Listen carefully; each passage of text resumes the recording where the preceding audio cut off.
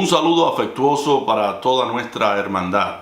Estamos hoy dando inicio a un proyecto de la Iglesia que consiste en poner a disposición de todos los creyentes aspectos fundamentales de nuestra doctrina y el conocimiento bíblico que resulta indispensable para la instrucción de la membresía y nuevos convertidos o creyentes.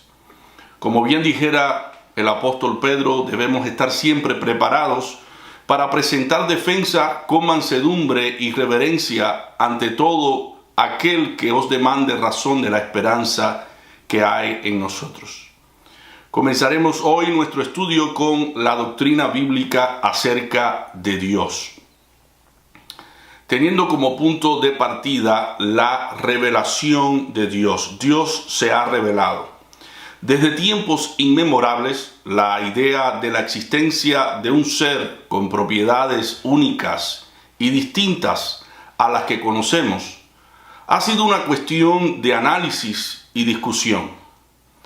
El hombre, queriendo llegar a descifrar las cosas reveladas y escondidas del universo, ha llegado a crear distintas teorías que deshonran el raciocinio humano, como la idea de que el universo se originó a partir de una explosión en un punto del espacio sideral, el Big Bang, hace 13.700 millones de años, y que luego esa materia fue expandiéndose y dando lugar a los planetas que hoy conocemos, incluyendo la Tierra. Según esta teoría, entre tantas, aún no había estrellas ni galaxias cuando el universo empezaba a formarse. Es un absurdo pensar de esta manera. Aunque el hombre de ciencia se atreva a conjeturar la formación del universo de esa manera, eso no se ha podido demostrar ni en un laboratorio ni a través de la propia experiencia del hombre.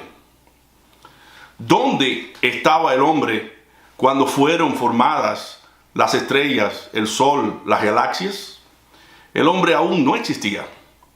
¿Cómo entonces se atreve a afirmar que el universo fue formado por materia amorfa, que no posee las propiedades distintivas de un ser poderoso, inteligente y sabio para crear el universo tan organizado y perfecto como lo que tenemos hoy? La inmensa mayoría de los hombres que dicen ser incrédulos se abstienen de considerar la posibilidad de un creador, porque eso implicaría tener que obedecerlo y adorarle. Es como un tipo de deshonestidad intelectual que lleva al hombre rebelde a ignorar con toda intención la existencia de un creador. El hombre sabe que Dios existe. Él lleva grabado en su ser la palabra Dios, pero ha decidido ignorarlo y vivir como si Dios no existiera, como expresa el salmista cuando dijo el necio en su corazón, no hay Dios. Corrompiéronse, hicieron obras abominables, no hay quien haga el bien. Salmo 14:1. Sigue diciendo el salmista, el malo, por la altivez de su rostro, no busca a Dios. No hay Dios en todos sus pensamientos. Salmo 10, versículo 4. Altivez es sinónimo de orgullo, soberbia, rebeldía. El ser humano no reconoce a Dios ni se acerca a Dios porque no quiere dejar de hacer lo malo. Este es el problema del hombre. No es en sí la incredulidad, sino el pecado. El pecado es el que lleva al hombre a no creer. Dice Cristo, porque todo aquel que hace lo malo aborrece la luz y no viene a la luz para que sus obras no sean reprendidas. Juan 3:20. Dios se ha revelado al hombre de distintas formas, sin embargo, el hombre se ha hecho el de la vista gorda, el desentendido. Vayamos a considerar los medios de comunicación de Dios. A pesar de la malvada y aberrada condición humana, el hombre no puede desentenderse de la belleza y perfección de la creación, la cual testifica acerca del poder, la sabiduría y la voluntad de un creador que hizo todas las cosas con un fin muy marcado. Por tanto, el primer medio de Dios comunicarse con el hombre es la creación. El salmista David, contemplando el orden y la hermosura de la creación, esbozó extasiado: cuando veo tus cielos, obra de tus dedos, la luna y las estrellas que tú formaste, digo, ¿qué es el hombre para que tengas de él memoria? Y el hijo del hombre, que lo visites, pues le has hecho poco menor que los ángeles, y lo coronaste de gloria y de lustre. Hicístelo enseñorear de las obras de tus manos, todo lo pusiste debajo de sus pies, ovejas y bueyes, todo ello. Y asimismo las bestias del campo, las aves de los cielos y los peces de la mar, todo cuanto pasa por los senderos de la mar. David exclama: oh Jehová, Señor nuestro, cuán grande es tu nombre en toda la tierra. En Salmo 8 del 3 al 9. David enlista las cosas que tienen un orden en la creación de Dios: los cielos, la luna, las estrellas, los ángeles, las ovejas, los bueyes, las aves, los peces, el mar. Para cada criatura y cada cosa, Dios ha creado un espacio que no adolece de su razón de existencia, y dentro de todo lo creado, le ha dado al hombre, un ser insignificante en comparación con el universo, el ejercer dominio sobre parte de su creación. De ahí que diga David: ¿qué es el hombre para que tengas de él memoria? Y el hijo del hombre, que lo visites, pues le has hecho poco menor que los ángeles, y coronástelo de gloria y de lustre. Hicístelo enseñorear de las obras de tus manos, todo lo pusiste debajo de sus pies. El ser más débil y efímero fue dotado de inteligencia y sabiduría para domar aún los animales más fieros. Dios ha dotado al hombre de inteligencia suficiente para confesarle a través de las cosas creadas. Sin embargo, el hombre ha rehusado reconocerle. Porque lo que de Dios se conoce, dice Pablo, a ellos es manifiesto. Porque Dios se lo manifestó.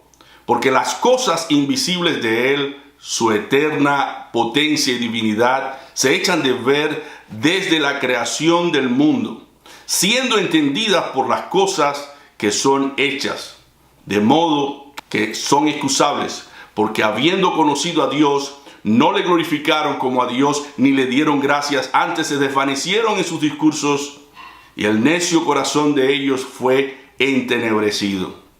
Diciéndose ser sabios, se hicieron fatuos y trocaron la gloria del Dios incorruptible en semejanza de imagen de hombre corruptible, y de aves, y de animales de 4 pies, y de serpientes. Por lo cual también Dios los entregó a inmundicia en las concupiscencias de sus corazones, de suerte que contaminaron sus cuerpos entre sí mismos, los cuales mudaron la verdad de Dios en mentira, honrando y sirviendo a las criaturas antes que al Creador, el cual es bendito por los siglos. Amén. Por esto Dios los entregó a afectos vergonzosos, pues aún sus mujeres mudaron el natural uso en el uso que es contra naturaleza. Y del mismo modo también los hombres, dejando el uso natural de las mujeres, se encendieron en sus concupiscencias los unos con los otros, cometiendo cosas nefandas, hombres con hombres, y recibiendo en sí mismo la recompensa que convino a su extravío. Y como a ellos no les pareció tener a Dios en su noticia, Dios los entregó a una mente depravada para hacer lo que no conviene, estando atestados de toda iniquidad, de fornicación, de malicia, de avaricia, de maldad, llenos de envidia, de homicidios, de contiendas, de engaños, de malignidades. Romanos 1 del 19 al 29. No es que el hombre no crea, es que el hombre ha decidido no creer, ha decidido no tener a Dios en su noticia, y en lugar de darle la gloria a Dios, ha decidido darle la gloria a la creación antes que al Creador, para no tener que darle las gracias ni someterse a él. Como dijo Fyodor Dostoyevsky, el hombre no puede vivir sin arrodillarse. Si rechaza a Dios, se arrodilla ante un ídolo. No hay ateos, sino idólatras. El hombre prefiere arrodillarse ante una imagen que no demanda una conducta moral antes de arrodillarse ante un Dios, ante Dios y obedecerlo. Es por eso que Dios entregó a los hombres que le niegan afectos vergonzosos para hacer lo que no conviene, según Romanos 1, 25 y 26. Ahora bien, ¿por qué sabemos que la creación no es producto del azar, sino de las manos de un creador? Porque la creación tiene un orden preciso. El mundo que vemos funciona bajo leyes que son constantes y predecibles, de manera que podemos pronosticar los fenómenos naturales como cuando va a llover, cuando hará frío o calor, etc. La ley de la gravedad es otra ley, aunque no la podemos ver, existe. Ella es la que permite que la Tierra y otros planetas giren alrededor del Sol sin salirse de su órbita, lo cual representaría la destrucción de nuestro sistema solar.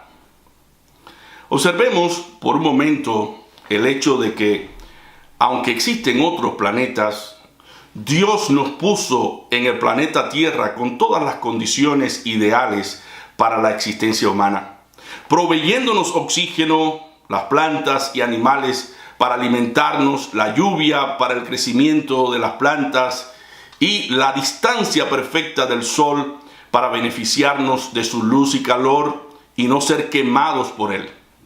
Es un delicado balance que provee las condiciones ideales creadas cuidadosa y amorosamente para sustentar nuestra vida.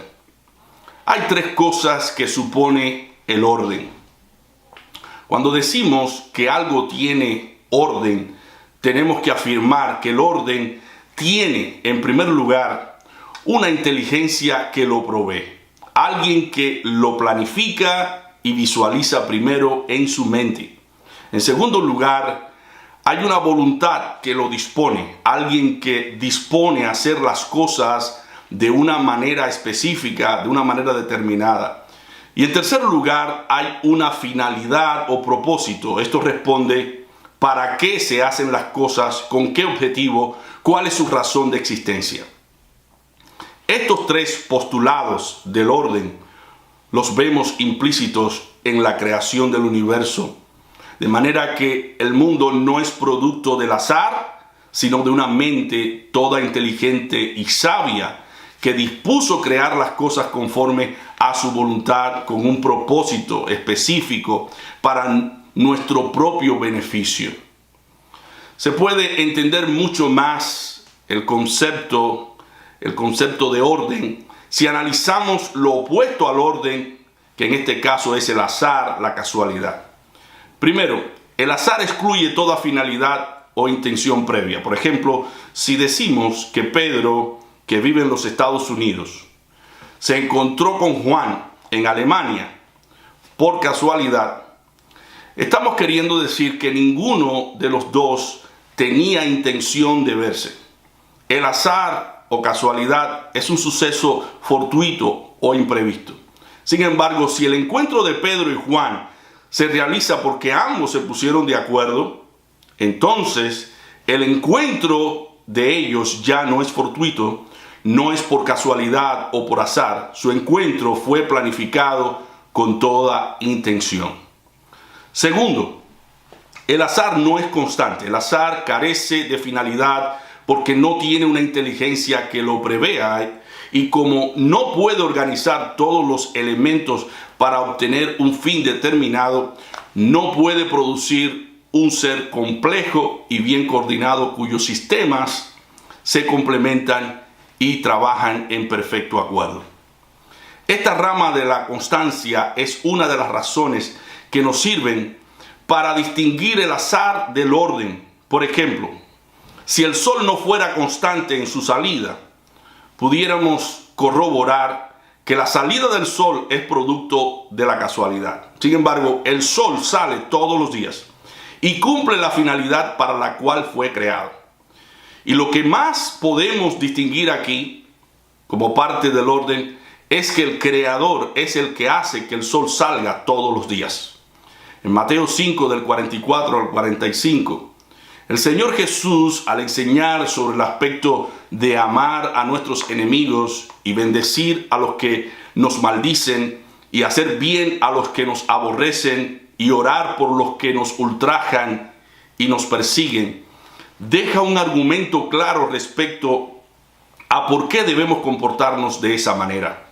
El motivo es para que seamos hijos de nuestro Padre, el Creador de todas las cosas, que hace que su sol salga sobre malos y buenos y hace que la lluvia llueva sobre justos e injustos. El sol no sale en virtud del azar. El Creador hace que salga el sol sistemáticamente. Esto es parte del orden de nuestro sistema solar que ha sido cuidadosamente y sincronizado por el Creador. Tercero, el azar es indeterminado. Podemos encontrar el azar en una situación enteramente nueva y son imprevisibles los resultados de ella. Por el contrario, el orden es algo determinado. Se puede prever con toda seguridad su resultado si se conoce la intención de la inteligencia que lo creó. Si sembramos una semilla de calabaza, sabemos que lo que saldrá de allí será una calabaza. Pero no estamos seguros que todas las veces que tiremos una moneda va a salir la cara que queremos o que deseamos. De manera que detrás del orden del universo hay una inteligencia que lo previó, una voluntad que dispuso hacer el universo de una manera determinada y no de otra, y una finalidad que expresa para qué fue creado el universo y cada cosa dentro de él. Si las cosas resultantes del Creador son perfectas y maravillosas, ¿cuánto más resultará ser el Creador mismo de todas las cosas? Ahora, veamos la segunda forma de Dios comunicarse con el hombre. Esta es la conciencia. La conciencia es el conocimiento natural del bien y del mal que nos hace responsables de nuestros actos. Es la parte de las psiquis humanas que nos provoca angustia cuando hacemos lo malo o alegría cuando hacemos lo bueno. Así como los nervios del cuerpo nos avisan a través del dolor cuando nos herimos o cuando tenemos alguna infección, la conciencia nos avisa y nos produce tristeza cuando no hacemos lo correcto. La palabra conciencia, traducida del griego en todas las referencias del Nuevo Testamento, es sunedeisis, que significa alerta moral o conciencia moral. En primer lugar, la conciencia tiene como función regular los pensamientos y las acciones de las personas. En el Nuevo Testamento, la conciencia se revela como la habilidad que Dios ha dado a todos los seres humanos para el autoexamen o autocorrección, de manera que podemos decir que tenemos buena conciencia, por ejemplo, cuando nuestros pensamientos y acciones están alineados con las costumbres cristianas que hemos asumido, de no herir o ofender a nuestros semejantes en palabras o en acciones o en hechos. Por ejemplo, Pablo se refiere a su propia conciencia en Hechos 23, versículo 1. Entonces Pablo, poniendo los ojos en el concilio, dice: varones hermanos, yo con toda buena conciencia he conversado delante de Dios hasta el día de hoy. Pablo quiso decir allí lo que afirma en 2 de Corintios 7, versículo 2. Admitidnos, a nadie hemos injuriado, a nadie hemos corrompido, a nadie hemos engañado. Pablo hablaba la verdad, vivía la verdad y conformaba sus hábitos a la verdad, y por esa razón tenía una buena conciencia delante de Dios y también delante de los hombres. Es lo que él dice también en Hechos 24, versículo 16. Y por esto procuro yo tener siempre conciencia sin remordimiento acerca de Dios y acerca de los hombres. En segundo lugar, la conciencia es usada por Dios en el Nuevo Testamento para dar testimonio. Pablo dice en Romanos 2 del 14 al 15 de la manera siguiente, que los gentiles, aunque no tienen ley, naturalmente hacen lo que dice la ley, porque ellos muestran las obras de la ley escritas en sus corazones, dando testimonio juntamente sus conciencias, acusándoles o excusándoles sus pensamientos. Así que la conciencia humana es el testigo que testifica a favor o en contra de nosotros. En tercer lugar, la conciencia es servidora de nuestro sistema de valores, nos ayuda a fortalecer y madurar nuestro comportamiento, o nos indica que nuestros valores son débiles y requieren ser rápidamente atendidos. La conciencia es una alerta moral que constantemente nos habla y nos indica lo que debemos hacer. Dios, cuando nos creó con una conciencia que nos pide constantemente cuentas de nuestras acciones para que nos alineemos con su santa ley, con su palabra. Después de la creación, esta es la segunda forma de Dios comunicarse con el hombre. Sin embargo, tanto el conocimiento de la creación como la conciencia no revelan todo el conocimiento de Dios. Por tanto, existe un medio mucho más seguro y más completo para conocer la voluntad de Dios y para Dios comunicarse con el hombre. Este medio es la palabra de Dios, la santa palabra de Dios. La palabra de Dios es el compendio más completo donde Dios nos ha expresado sus pensamientos y voluntad. Por ejemplo, dice Deuteronomio 28 del 1 al 13. Y será que si oyeres diligentemente la voz de Jehová tu Dios, para guardar, para poner por obra todos sus mandamientos que yo te prescribo hoy, también Jehová tu Dios te pondrá alto sobre todas las gentes de la tierra, y vendrán sobre ti todas estas bendiciones, y te alcanzarán cuando oyeres la voz de Jehová tu Dios. Bendito serás tú en la ciudad y bendito tú en el campo, bendito el fruto de tu vientre y el fruto de tu bestia, la cría de tus vacas y los rebaños de tus ovejas. Bendito tu canastillo y tus obras. Bendito serás en tu entrar y bendito en tu salir. Pondrá Jehová a tus enemigos que se levantaren contra ti, derrota batida delante de ti. Por un camino saldrán a ti y por 7 caminos huirán delante de ti. Enviará Jehová contigo la bendición en tus graneros y en todo aquello en que pusieres tu mano, y te bendecirá en la tierra que Jehová tu Dios te da. Confirmarte a Jehová por pueblo suyo santo, como te ha jurado, cuando guardares los mandamientos de Jehová tu Dios y anduviereis en sus caminos. Y verán todos los pueblos de la tierra que el nombre de Jehová es llamado sobre ti, y te temerán. Y te hará Jehová sobreabundar en bienes, en el fruto de tu vientre, y en el fruto de tu bestia, en el fruto de tu tierra, en el país que juró Jehová a tus padres que te había de dar. Abrirte a Jehová su buen depósito, el cielo, para dar lluvia a tu tierra en su tiempo, y para bendecir toda obra de tus manos. Y prestarás a muchas gentes, y tú no tomarás en prestado. Y te pondrá Jehová por cabeza y no por cola. Y estarás encima solamente y no estarás debajo, cuando obedeciereis a los mandamientos de Jehová tu Dios, que yo te ordeno hoy, para que lo guardes y cumplas.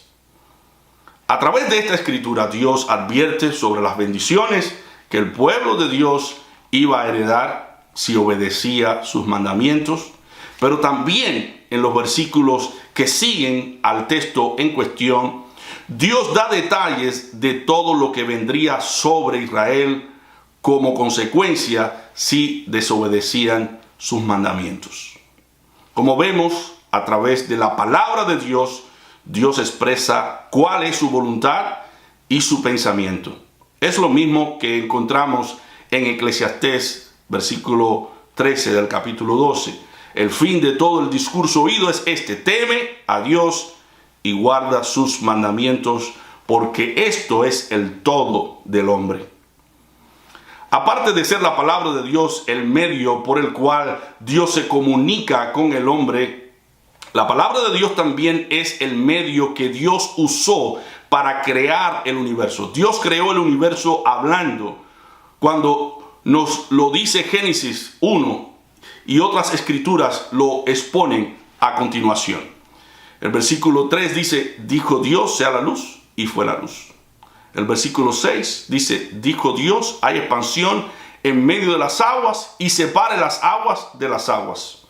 Versículo 9: y dijo Dios, júntense las aguas que están debajo de los cielos en un lugar y descúbrase la seca, y fue así. El versículo 11: y dijo Dios, produzca la tierra hierba verde, hierba que dé simiente, árbol de fruto que dé fruto según su género, que su simiente esté en él sobre la tierra, y fue así. Versículo 14 y 15: y dijo Dios, sean lumbreras en la expansión de los cielos para apartar el día y la noche, y sean por señales y para las estaciones y para días y años, y sean por lumbreras en la expansión de los cielos para alumbrar sobre la tierra, y fue así. Versículo 20: y dijo Dios, produzcan las aguas reptil de ánima viviente y aves que vuelen sobre la tierra en la abierta expansión de los cielos.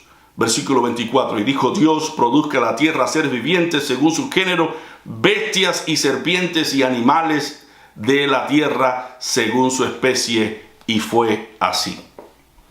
Versículo 26: y dijo Dios, hagamos al hombre a nuestra imagen, conforme a nuestra semejanza, y señoree en los peces de la mar, y en las aves de los cielos, y en las bestias, y en toda la tierra, y en todo animal que anda arrastrando sobre la tierra. Hebreos 11:3 también afirma: por la fe entendemos haber sido constituido el universo por la palabra de Dios, de modo que lo que se ve fue hecho de lo que no se veía. No solamente hizo Dios el universo hablando, sino también entre nosotros hizo muchos milagros a través de la palabra hablada por el poder de la palabra de Dios. Cristo, el Dios encarnado, dijo a un paralítico: tus pecados te son perdonados, y a ti te digo, levántate, toma tu lecho y vete a tu casa. Mateo 2, 5, 11 y 12. Por la palabra de Dios, Cristo, el Dios encarnado, reprendió a los vientos y a la mar, y se hizo gran bonanza. Mateo 8, del 23 al 27. Por la palabra de Dios, Cristo, el Dios encarnado, dijo: Lázaro, ven fuera. Y el que estaba muerto se levantó y salió de la tumba. Juan 11, 38 al 44. Por la palabra de Dios, Cristo, el Dios encarnado, sanaba a los leprosos. Mateo 8, del 1 al 3. Por la palabra de Dios, Cristo, el Dios encarnado, hizo que los discípulos recogieran una multitud de peces, luego que intentaron pescar toda la noche sin resultados alguno. Lucas 5, del 1 al 8. Por la palabra de Dios, Cristo, el Dios encarnado, dijo a Pedro: ve al mar y echa el anzuelo, y el primer pez que saques, tómalo, y al abrirle la boca hallarás un estatero. Y con ello Pedro pagó el impuesto de él y de su maestro. Mateo 17, del 24 en adelante. ¿Qué hombre, por muy sabio y poderoso que sea, tiene el poder de crear cosas hablando?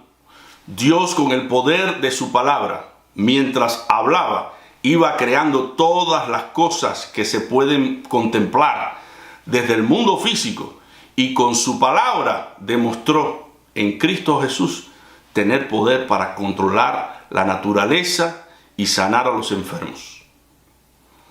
El apóstol Pedro, aludiendo al hecho de que Dios hizo al mundo hablando, dijo: en los postreros tiempos vendrían burladores que ignorarían que en los tiempos antiguos Dios hizo por su palabra los cielos y la tierra.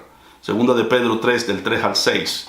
Dice así: sabiendo primero esto, que en los postreros días vendrán burladores, andando según sus propias concupiscencias, y diciendo: ¿dónde está la promesa de su advenimiento? Porque desde el día en que los padres durmieron, todas las cosas permanecen así como desde el principio de la creación.